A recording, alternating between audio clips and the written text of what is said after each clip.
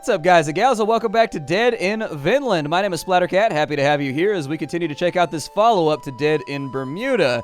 I like it. I love anything with Vikings. I'm a sucker for Vikings. I really sincerely am. Let's put Eric... We can't craft anything right now anyways, so let's put Eric on wood chopping for right now. That'll help him work on his forestry. He's not the best forester. Actually, weirdly enough, given the fact that she has really bad strength, she's actually really good at foresting, and so you can put her on wood chopping. She does... Blood of It does okay on it, but it's not like her forte. I mean, really, I'm assuming this game is going to be a lot like Dead in Bermuda, where fishing is going to be the #1 way that you get everything done. We are going to want to keep an eye on her depression, though. We need her to scrounge up some food for the day. If she doesn't scrounge up any food, does she still have the depressive trait when you start? Is that random every single time? How does that work? So she's gluttonous. She eats more food. She's annoying, and she can't stay in place. Gotcha. Cool. Sounds good. But she doesn't have depressive. The last time I tested the game out to get used to the controls and get used to the tutorial and everything, she had a trait called depressive, which made her get depressed like crazy fast. Like, she got like 20 depression every single turn, and it was just like, oh my god, it was really, really rough. It was bad. It was all around bad. I'm gonna leave everybody where they're at right now. I'm pretty happy with the assignments. We could use a little bit more water. The good news is if you get a rainy day, they actually just collect fresh water on the rainy day and nobody has to scavenge water. It'll fill up both your non-potable and your potable barrels like during the day, and you won't have to do anything. And that'll last you for a couple of days, and so it's really, really nice when you get rainy days in this. People do have a tendency to get depressed and more fatigued, though, on rainy days. Her scavenging is leveled up. She's got +6 to wood right there. She got +4 to ropes. Sounds fantastic. A little bit more fabric. I'll probably... Oh, 5 on meat. That's good, too. I love meat. 4 healing plants as well, so that we can work on sickness. And she leveled up her constitution, which is great. So her depression, not too bad right now. We should be able to stay on top of it. She's gathering water. Her scavenging has gone up by +1. Also really, really good. If I remember anything at all about Dead in Bermuda, it's that you wanted to max people out in the things that they were good at as soon as possible, so that whenever you had a skill check, they could just, like, bomb on that thing super hard and have a 100% chance of success. We got 3 depression right there from chopping wood. This wood is the most depressing wood that I have ever chopped. You're like sitting there chopping a log, and the log's like, you know life is pointless, right? Like, God, I hate hanging out with you. And we've also discovered a new area, and on the next turn, we'll probably get another area. So if we get really lucky, we'll get double exploration right now, which will be good. Kari returns home running as if she saw a ghost in the forest. Mom, Dad, everybody, there's someone. A small group of armed men enter the camp. Eric and Bloodavid step up, raising their arms in a sign of peace. Wolves at the door. A huge muscular man walks in front of the group, a giant axe in his hand, 3 skulls hanging from his leather belt. So we can have Eric speak up, Moira speak up, Bloodavid speak up. It just kind of depends. Bloodavid has the best charisma, so we'll have her speak. Welcome, stranger. We come in peace. Our ship, it wrecked on the shore a few days ago. She gets +5 to courage?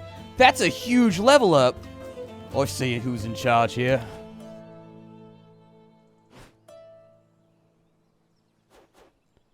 Coward. You hide behind your women. Get a taste of my blade.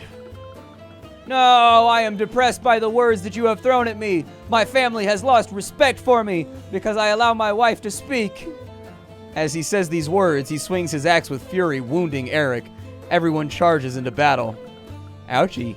16 injury right there. So who will fight? We will go with... Let's have Eric, who's a berserker.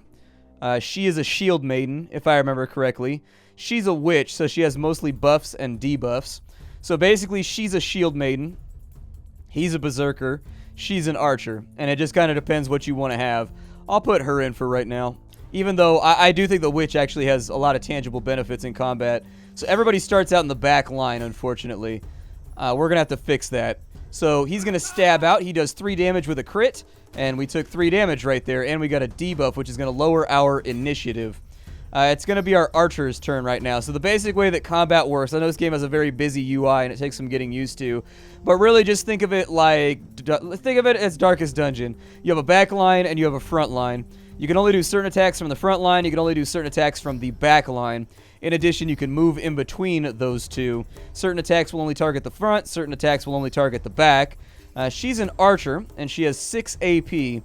So we can go with a sniper shot for 1 to 5 damage with 90% accuracy. We can mark somebody as a target right there. Can only be used from the ranged row. Target all enemies in a row. Is she not in the ranged row? I thought she was in the ranged row. Hit and run.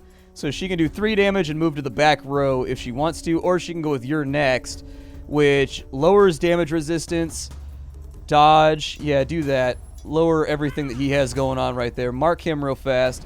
And then mock me, sir. Mock me. We'll go ahead and we'll fire an arrow over there and hopefully we'll hit. 4 damage goes out to him. The rough way that this works is that white health right here, if you lose white health, it doesn't matter. So think of it as you still lose red health. So he's at 11 out of 14 HP right now. But white health means that you take no injuries after the combat. Whereas if you end up actually starting to lose your red bar, you start getting injuries. So your injury meter goes up. You end up with debuffs like a black eye, a torn ACL, stuff like that. You end up with injuries that are going to affect you for like the next couple weeks of gameplay. And so just try your best to eliminate threats and wipe people out before they become a big problem. I think she has something that moves her forward. I think an ally in any row gets 25% dodge.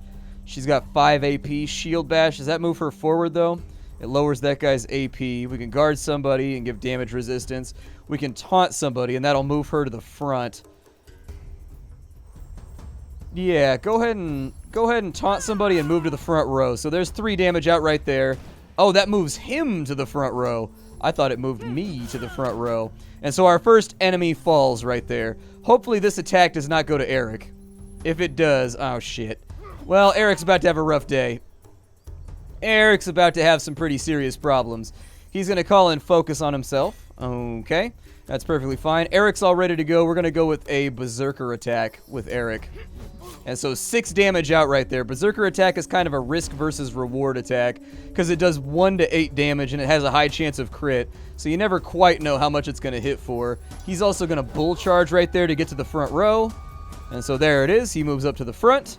Nice and easy peasy, lemon squeezy. And then hopefully our archer will be able to finish that off. So let's do Rain of Arrows real quick. Oh, she missed. Ain't that some shit. All right then. Use your turn. Oh, I didn't want you to move up to the front. I wanted you to move upwards. I guess you can't do that, though. Oh, it's Eric's turn again? All right, use another bull charge. Light this dude up. Get him up and out of my face. I don't want to deal with him. Victory for us. And so as you can see, this game has included actual combat into the game, which I think is a nice expansion. In the previous game, Dead in Bermuda, there was no combat. You just kind of resolved combat by doing a dice roll and seeing what happened. In this game, you actually get to slug it out with your characters, and I'm hoping we unlock some more interesting people later on, too. We got a rope, and I think we got a cloth. The whole family fights valiantly until the giant man enters the fray with a loud, terrifying laugh. And now for the slaughter, he screams. Who will fight? Just bring whoever. It doesn't really matter. Whoever has the lowest injury is who I would recommend. That way you can kind of take averages on people's injuries. Alright, and so he is going to cleave us. This combat right here is actually a preordained combat. It's not a real combat. He's going to win no matter what you do. He's pretty hardcore. He's not to be messed with. He's a guy that's definitely got some DACA under his belt. And so he's going to wade into the fray and basically waste our entire family all in one go. She's managed to survive, which is pretty cool. She might actually get an attack off. Turtle Strike! Arrgh! Nope, Turtle Strike didn't do it. Who would know that an attack named after, you know... Oh, good, we missed twice. Even better. Turtle Strike failed me. If you pass your turn, you get an extra AP on the next turn, by the way. And so off it goes. He's going to... beat the piss out of us, as they say. Defeat, unfortunately. That's what happens when you face a man with a hairy chest. Blood, everybody's at hell's door. She got crushed fingers, which means that she's bad at crafting. That's okay. She's not doing any of those jobs. She's not doing any of those jobs. It'll be okay. The giant man is covered in blood, sweat, and tears, his eyes twitching frenetically. See who's your master now, eh? Freaking weaklings. I'm Bjorn Headcleaver, fools, and everything that's on this island is mine. So you are mine, you mud-eaters. I'll explain just once, 'cause me don't like the talking. You keep your ears opened wide. You will live until I decide you're of no use to me. Then your tiny freaking heads I will add to me collection. Every 7 moons, one of me stupid underlings will come. You'll pay him tribute, you understand? You're already lagging behind. I want 10 wood in 5 days. If I'm not happy with what I receive, you may live another week, or maybe not. Understood, dimwits? Your life is mine. No way out, only for the valleys of hell. Oh yeah, and the last piece of advice. There are men of mine patrolling the woods. They'll attack you on sight, and they can't help it. They gotta pay tribute too, so it's them or ya. Farewell, peasants. If we meet again, believe me, it won't be a good sign for your stupid head. And then they left. Eric, Bloodavid, Kari, and Moira don't dare move for a while, even after Bjorn and his men were out of sight. After checking if everyone was more or less fine, they silently returned to their tasks. Was it shame or pain? Nobody's in the mood to talk about what happened. Ah, the depression grows.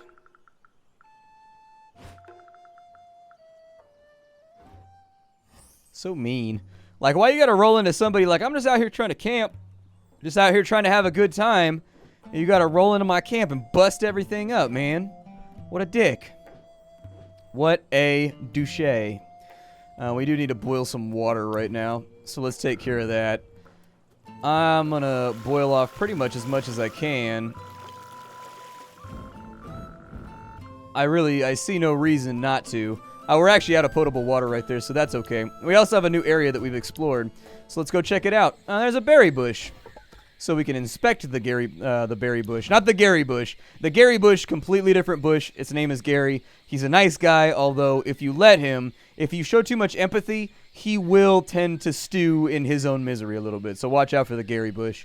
You see a bush full of pink fruit. They seem ripe for the picking. You spot several pieces of fruit already plucked by animals. Okay, well, let's get ourselves some fruit then. Who's good at harvesting? Moira is. Let's go ahead and have Moira do it. You pluck the best-looking fruit from the surface of the bush, but you see other ripe ones further in untouched by animals. Yeah, get after it. 41% chance with stealth. She's not very stealthy, so I'm going to stop there. You do have enough in your hands already. And then we can also lie in wait and hunt. She's really good at hunting, so we're going to let her do it. Birds seem interested in the fruit. Maybe you can use them to your advantage to catch some for dinner, or you could try hunting for small game. Let's hunt for birds.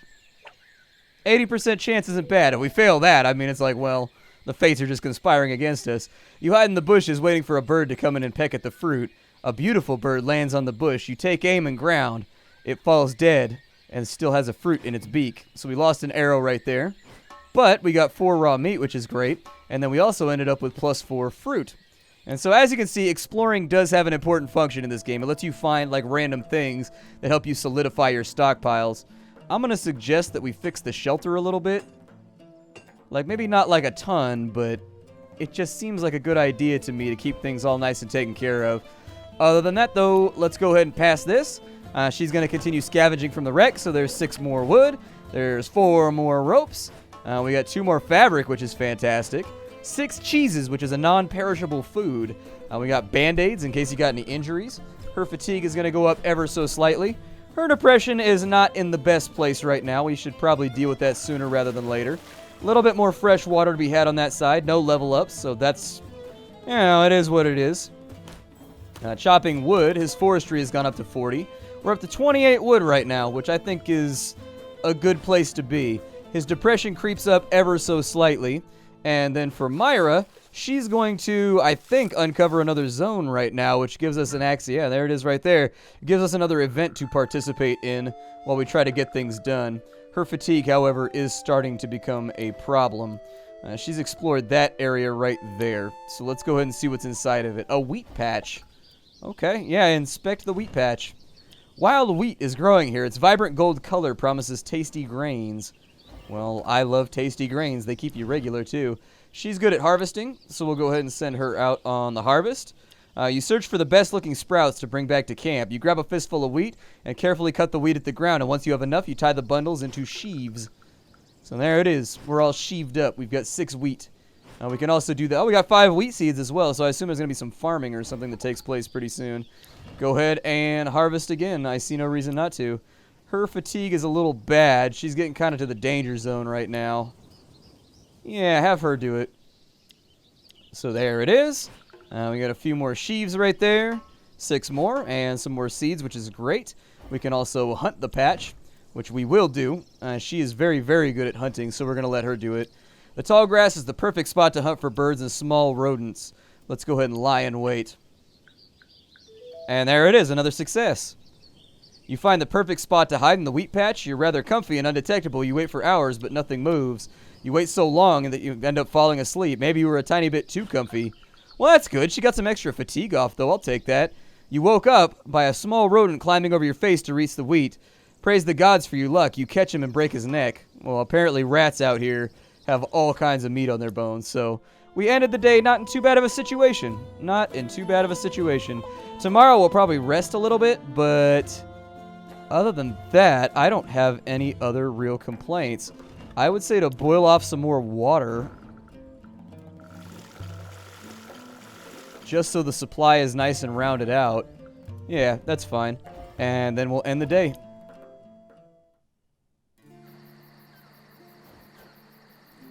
We should talk about, well, you know. It hurts so much, Mom. I'm gonna lose my leg for sure. Don't exaggerate, child. Moira, can you do anything for our wounds? Here, these are my last potions. Don't waste them on Kari, though. She's young and she'll get over it. So we've got yarrow potions right now to help us out. Mom! Sorry I couldn't protect you all. It's not your fault, Dad. They were just too strong. When I said I had hoped that the island was inhabited, Loki spoke through me, I guess. We're still alive, though, so there's still hope. There's always hope. What do you think? Was he serious with the tribute thing? I think he was dead serious. We should prepare for this week's payment. 10 wood. You're very silent, Eric. What do you think? I was thinking about the future. It could be reassuring. We can face the reality, or we can let the anger out. Be reassuring. We'll be fine. We'll work hard. We'll get the tributes. I'm sure of it.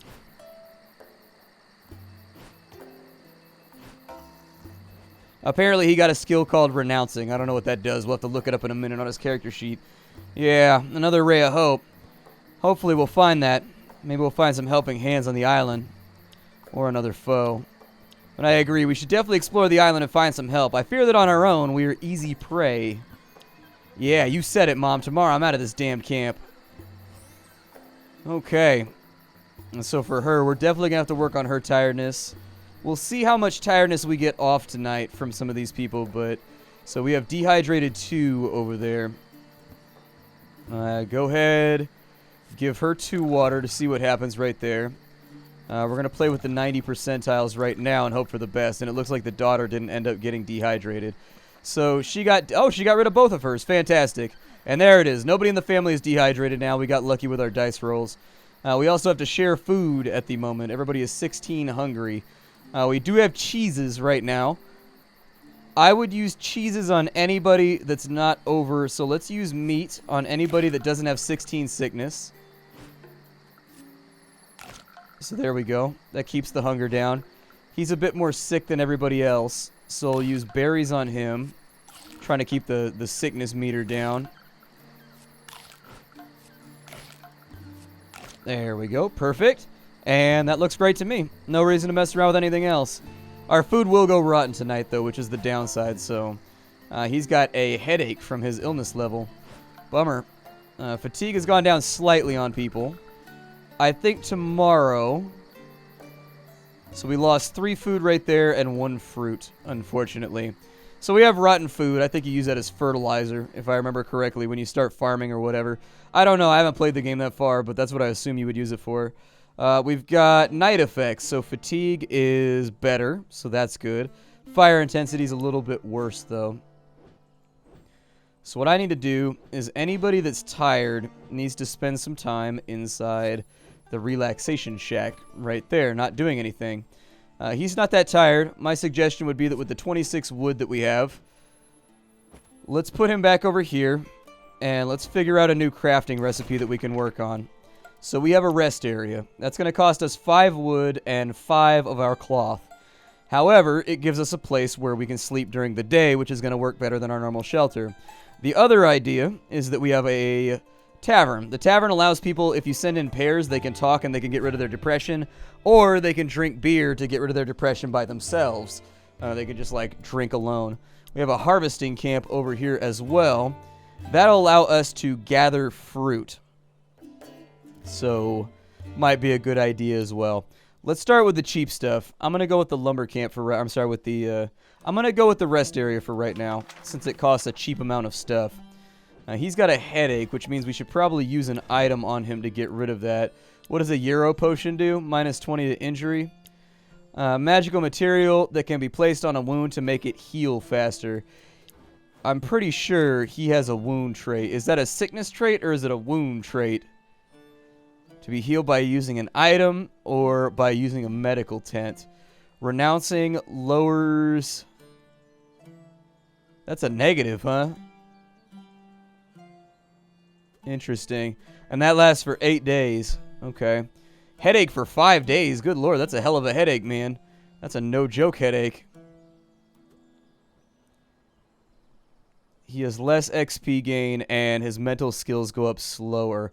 That doesn't really matter. Is crafting a mental skill? Let's have a look at the list and see if crafting is a mental skill. It's not. It's a concentration skill. So, shouldn't matter. It's not going to affect his productivity, so we might as well just leave him doing what he's doing. For her, she's resting right now. Everything's looking good. Where is she at? I'm going to have her...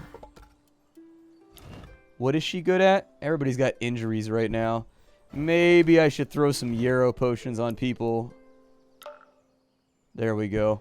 Yeah, let's put Euro potions on everybody just to kind of get the injuries down. His depression's getting a little bit bad, but what are you going to do? We've got Angelica, which will lower that a little bit. Yeah, go ahead and lower his depression ever so slightly. He's definitely the most depressed person that we have for right now. Her injury's at 32%. It's important to note that whenever you rest and you have an injury, there's a chance you'll get something like a headache or like an injury or something like that. So the higher your meters are, the less you want that to be there. She's got 28 injuries, so let's have her use an item. Pretty sure that's what that's for right there, is because they force you to lose that combat and get your ass whooped. And so I'm pretty sure that's their way of being like, it's not that bad, don't panic. She's a little bit depressed, and I'd like to do something about that, but I don't know. Keep scavenging. So she got +1 to her scavenging level. Fantastic. 5 wood right there. Definitely looking forward to that bounty. Little bit of rope. Little bit of fabric to get us started off. We've got some dried meat, which is another perishable meal, which is fantastic. We've got a cure potion right there. We have some stuff going for us right now. She's also gained a courage point, which is good. And she's leveled up, which means we get to pick a trait to add to her to make her better. Usually when you level up, you get to pick something like a flat increase to one of your stats that makes you just way better at that thing. So like a +10 to forestry, for example. He's got that good. He can get that done today. I'm glad to see that that's going to be finished off like today and not tomorrow. That makes me really, really happy to know. Her scavenging has gone up by 1. That's good. A little bit more water to add to the stack. And then her fatigue is going to do what her fatigue does. And then she's resting inside, so there's -5 to fatigue. In addition, I'll probably do the same thing with her for this rest period. She's leveled up, so let's have a look at what she can get. She's got Call of the Sea that makes her a better fisher, but she's terrible at fishing because of her restless trait. She's bad at gardening, so we don't want that. We don't really want forestry. Charisma's no good. We'll probably go with dodge. 5% dodge in combat seems to work with her archer trait really, really well. And so we will add 5% dodge so that she's a little bit better in combat. Other than that, though, I don't think I'm going to rearrange things much more. I will, however, consider boiling water after this go, because we're going to need it. So there's a few more ropes. I'll probably stop right there. We've got more than enough wood and fabric and stuff like that. Raw vegetables. That's great. We've got leather bottles. I don't know what a leather bottle does, but maybe it's a tradable item or something for later on in the game. I'm not really sure. I'll have to fiddle around with that one. And there it is. Our rest area is done. I'm hoping the rest area also gets rid of depression a little bit. That's my hope. If it doesn't work that way, well, then I guess it doesn't work that way, but I can't change much about that right now. So they rested during the day inside the house, get their fatigue back down a little bit and make it so that they're productive tomorrow, rather than just kind of being not that useful today. Let's go and check on our fire. We'll put that up. Hopefully we'll end up with a surplus of water at one point or another. Like, we're barely staying on top of it for right now, and I'm hoping it gets better as time goes along. Ugh, if I'm so tired, do you even sleep at night? With all these bugs and scary sounds coming from the forest. When it's raining, it's the worst. The roof has more holes than cheese. I should fix it. If we have the resources, I'll do it.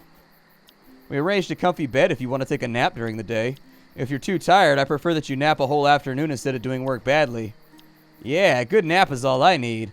With a strong naked man lying next to me if it's not too much to ask. Right, Kari? Ugh, she's snoring like Dad. If he's snoring like Dad, no thanks. I snore? Sometimes at night I feel the earth trembling and I wake up fearing that Ragnarok is on us. It's true. Apparently I'm a loud snorer, is what we found out today. He looks so sad. I'm going to try and talk to him. Hey, you. Know any good-looking and strong men in the vicinity to share my bed? Stop it. You sound like your sister.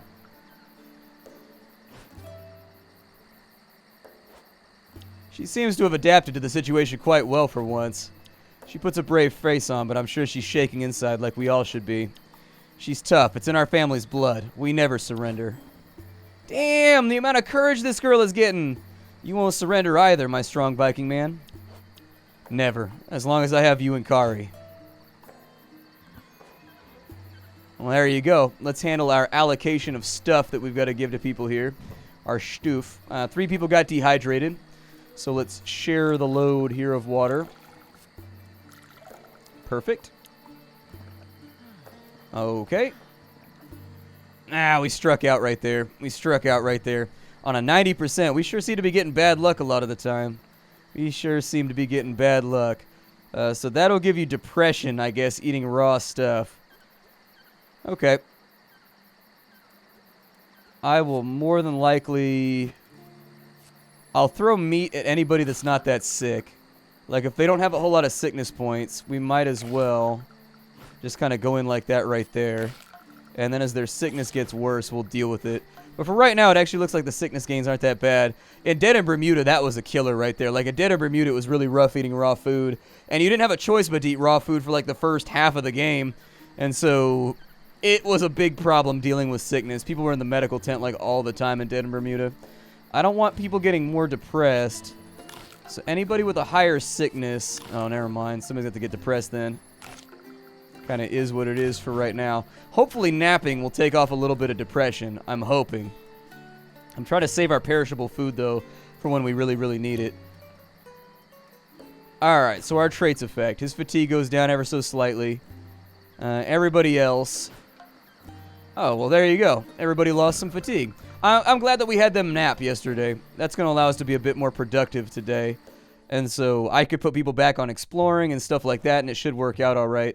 It's another sunny day. Nothing changing right there, but we're out of time. My name is Splattercat. This game is called Dead in Vinland. I will see you all later. Thanks for stopping on in. If you wanted to support the developers to get the game after watching this video, you could do that down below. If you don't know who I am or what I do, my name is Splattercat.